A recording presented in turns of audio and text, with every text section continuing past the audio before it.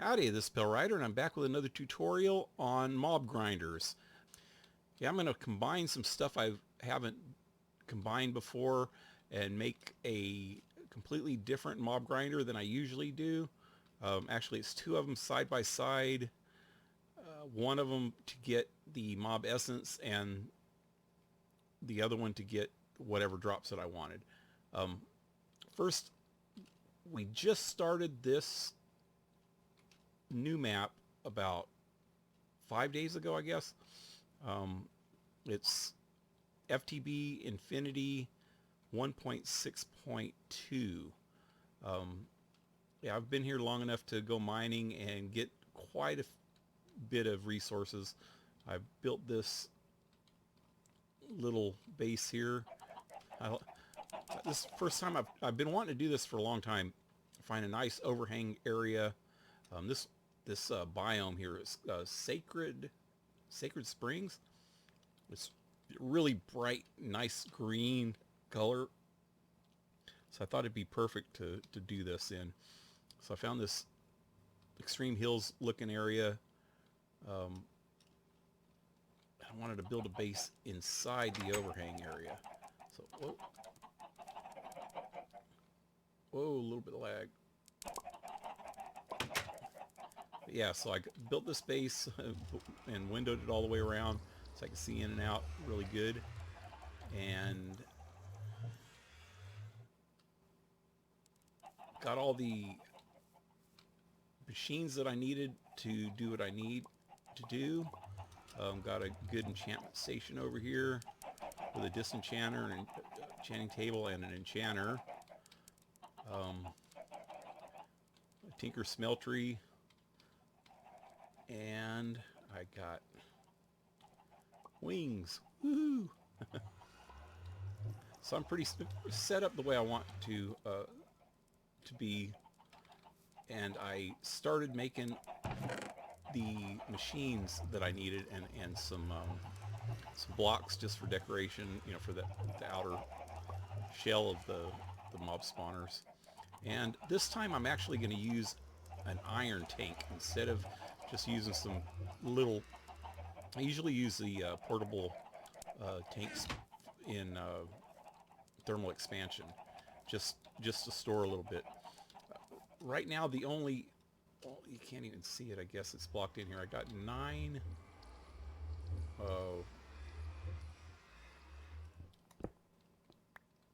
These magmatic dynamos in here. That's the only power source that I have right now. After I get done with this, where is it? Oh, sorry, right there. After I get done building this, I'm gonna probably change to a reactor with a Draconic Evolution storage system. But well, I also have essence berries, you know, with the farming EnderIO farming station here, and Enderlily seeds with the farming station. But yeah, this is where I'm going to set this up. On my last tutorial, was the last one? I think it was the last one, EnderIO one. I set up a spawner using Killer Joes. So I'm going to do that here. So I'm going to have to plant a crop here to get the nutrient distillation. I'm going to put the iron tank here. I'm actually going to, I have nether warts over here, so I'm just going to move these nether warts from here to here and then put a farming station in the middle of it. And I'm going to get the other ingredient in the nutrient distillation is zombie flesh or mob heads or a couple other things, but I'm going to get that in here. This is going to be the cursed earth spawner. I dug it in because the cursed earth will, you know, make it even with this level up here. So this is going to be a cursed earth spawner, and this is going to be an automatic and manual auto spawner. So you could put whatever mob you want in the auto spawner, and if you want like wither skeleton heads. You can do it manually. I'll have it so you can just open it up and do it manually. That way you can use the right kind of sword so you can get heads a lot quicker, because automatically it's going to be a lot slower on getting heads. But if you just want to get some other kind of drop, like ender pearls, which I already got going over here, so I probably won't need those, or like beef, I do need some other food source. Then you can put it on automatic and it'll just kill whatever mobs in there using the Killer Joes. Alright, so I'm gonna go off right now and start setting up just the shells of this, and I will be back in a few. Alright, I'm back, and I got the shells done. Also the outline for the iron tank and the nether warts. You can tell it's took me a while to get everything done. Nether warts are already completely grown. All that's needed now is the machines and the rest of this tank. I have everything in here. Let's see, the tank, I need to put in these valves and the gauges and the rest of the walls. In here, wait, on both of them actually, I have this slot cut in the top where the lights are going to go, and I got the other holes where all the machines are going to go. And these openings in the front and the back of both of them, I'm putting dark glass from extra utilities so that sunlight can't get in and the mobs can't see out.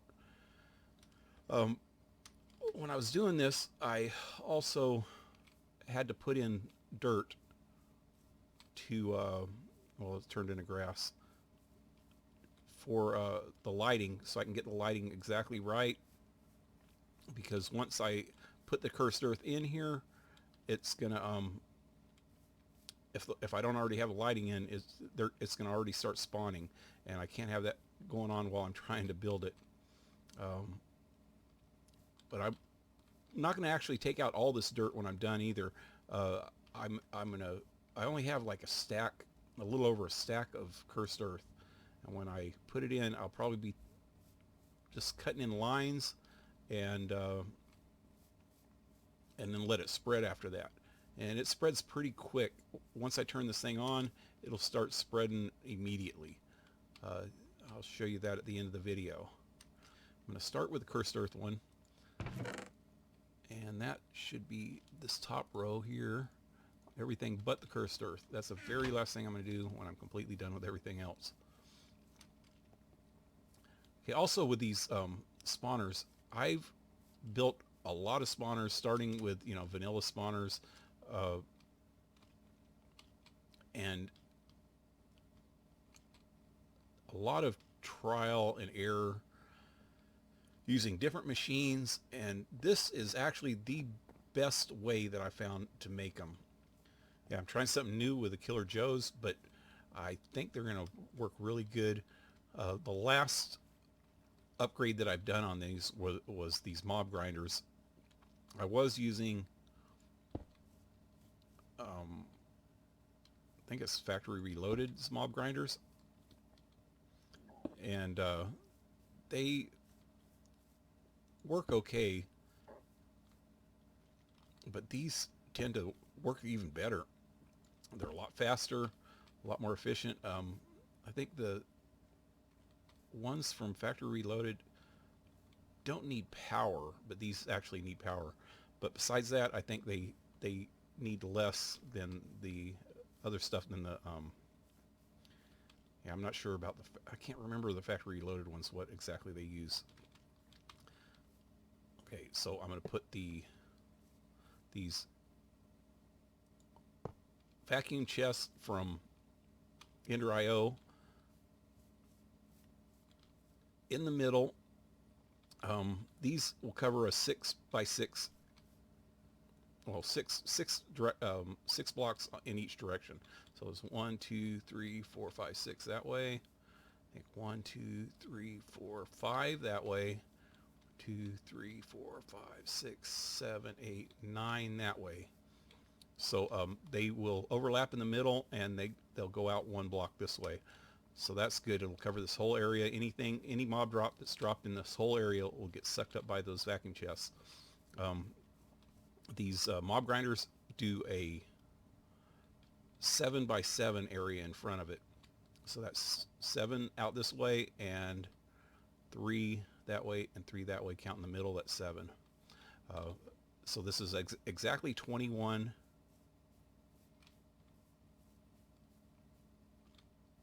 blocks long, so that there's no overlap long ways, but it will overlap right in the middle, because okay, 1, 2, 3, 4, 5, 6, 7, yeah, it overlaps in the middle, so it'll kill everything in this whole area. So that's cool. The sewers, this is what I need to get the mob essence. This is one of the main reasons for building this, is the mob essence. Yeah, I need the mob essence to run the auto spawner in that building over there. These are going to overlap a lot. I'm putting, oh shoot, I need to make 2 more of these. So I thought I was only going to use 2 of these. I usually only use 2 of them. I'll put them right in the middle, exactly where I got these vacuum chests, and they'll cover the whole area. Wait a second. 1, 2, 3, 4, 5, 6. I think if I put them right next to the vacuum chest, it'll, let's see, 1, 2, 3, 5. Yeah, I got 6 that way and 6 that way, and it'll overlap in the middle. If I put them right here, I only need 2 of them. Okay, what I did here is these sewers, they suck up just the mob essence, and they only will suck up mob essence that's directly on top of it, unless you use these upgrades. This says radius increase 6. There's these upgrades for these that range from increasing 1. Let me go to MineFactory Reloaded.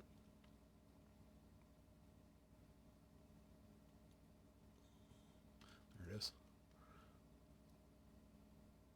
Here they are. They range from increasing by 1, which would make it a 3 by 3 area, all the way up to, well, actually -1.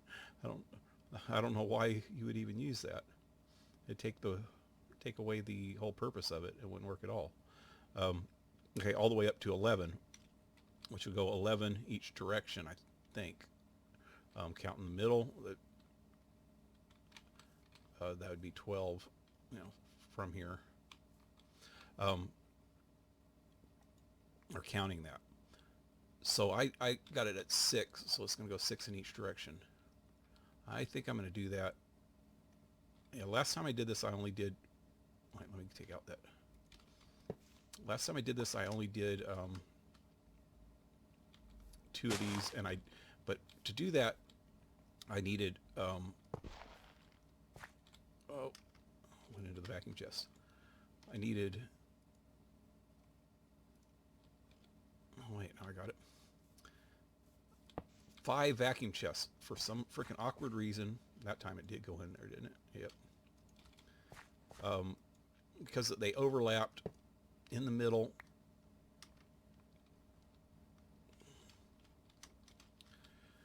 I ended up putting the vacuum chests where these holes are here. They're there, there, and there. And then I had to put one in the middle because it overlapped, and it ended up getting static right here. Everything would just get pushed to this point, or a lot of things get pushed to this point and just stay there. And it was kind of weird. So I ended up having to put one in the middle. So I'd use 5 of those vacuum chests, and that's not very good. Okay, there. Whoa, spun too far. And there. So let me try it like that. If it doesn't work, I can always just reroute these, but This would be a lot better if I'm only using 2 of them. And put the upgrades in them.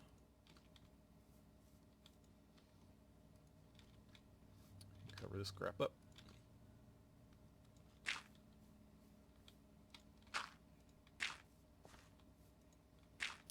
Alright. Oh, missed one. Alright, so now let me get the stuff for this one. I need some dirt here. Okay, this one's going to go on top. So I need to put dirt under it first. Put that on. The Killer Joes go in the wall. One thing I forgot to make. Oh, see, I need to do that from the other side. Yep. One thing I forgot to make is these Killer Joes also need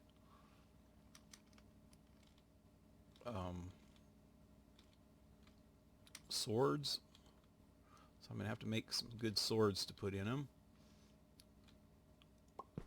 Let's see if we click on here. Yeah, you have to put a sword in here. I'll probably put an EnderIO sword, fully loaded EnderIO sword, and you have to keep them charged. Every once in a while, you'll have to take the swords out. Okay, let me go grab an EnderIO sword. I have a Draconic Wyvern sword right now. I just made that yesterday. My old swords here, an Ender sword. Okay, this one has. Oh, whoa, that's not it. Oh, I took off the enchantments. I'll enchant it again then. But it uses a charge. If you look, 1, 2, 3, fourth line down says 1,000,000/1,000,000 RF. That'll wear down after a while, and that's the blue line on here. So every once in a while you have to take it up to some kind of charger, like these capacitor banks, and throw it in and charge it up. Also, the green line on there, that's the durability. You have to watch that. It'll take a long time for that to go down if you have one like this, which is has Empowered 4. It only takes 5% damage. Let's see, it says way down in the middle there, 95% damage absorbed. So it takes a long while for that durability to run down, as long as you keep it charged up. But if it does run down, then you need to take it to an anvil and repair it. Okay, now I need to put vacuum chests in this one too, for the same reason they're in the other one. They'll suck up to 6 blocks around it in any direction. So there's only 1, 2, 3, 4 in both these 2 directions, and 1, 2, 3, 4, 5, 6 to there. So they're going to overlap quite a bit having 2 of them, but you have to have 2 of them because this is 9 wide. It's the only way to get everything. But the problem is that if you drop anything in here, it's also going to get sucked up. Up to 1, 2, 3, 4, 5, all the way up to this point right here. Alright, so that's the end of this part. This project took a little longer than I first planned on, so I split it up into 4 parts, and I'll probably have an update or 2 after that. I hope I don't have to split the episodes up in weird spots. I'm not sure exactly how this is going to work out yet. Hopefully I'll do it between sections.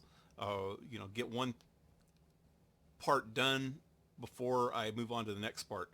But besides that, I hope you liked it.